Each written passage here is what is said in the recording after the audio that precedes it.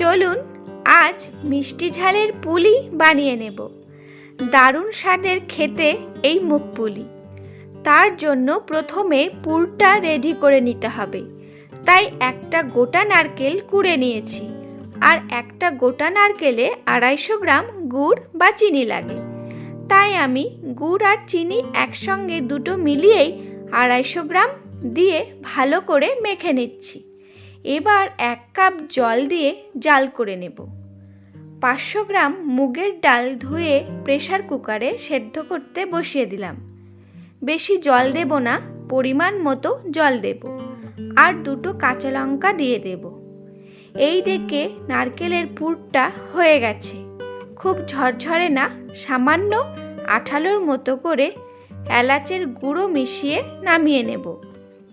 ডালগুলো সেদ্ধ হয়ে গেছে। এই রকম ভাবে খুব গলানো না, আবার শক্তও না, সেদ্ধ করে নিতে হবে। এবার থালাতে ঢেলে নিলাম। লঙ্কার উপরের খোসাটা ফেলে দেব। এবার 1 চামচ গোলমরিচের গুঁড়ো আর স্বাদমতো লবণ দিয়ে মিশিয়ে নেব, আর অল্প অল্প করে চালের গুঁড়ো ছিটিয়ে মেখে নেব।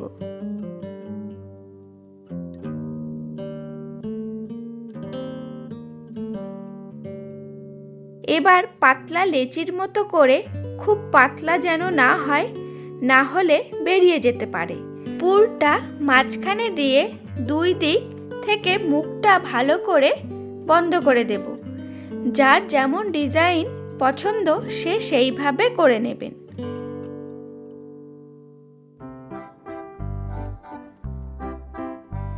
সবগুলো মুড়িয়ে নিয়েছি।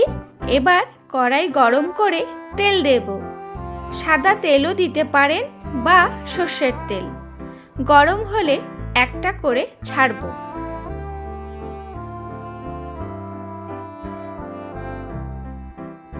নিচের দিকটা হয়ে এলে ধীরে ধীরে উল্টে দেব।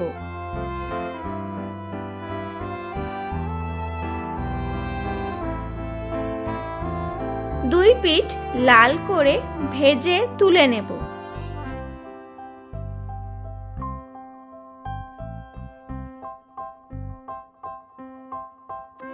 এবার জল আর 1 বাটি চিনি, 3-4টে তেজপাতা দিয়ে ফুটিয়ে শিরা বানিয়ে নেব।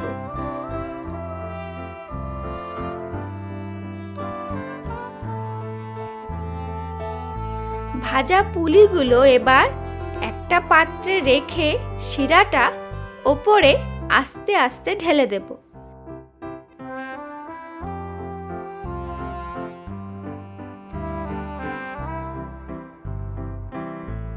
1 ঘন্টা রেখে দেব। তারপর শিরার সঙ্গে মিশে গেলেই তুলে নেব। তাহলেই তৈরি ঝাল মিষ্টি মুগের পুলি।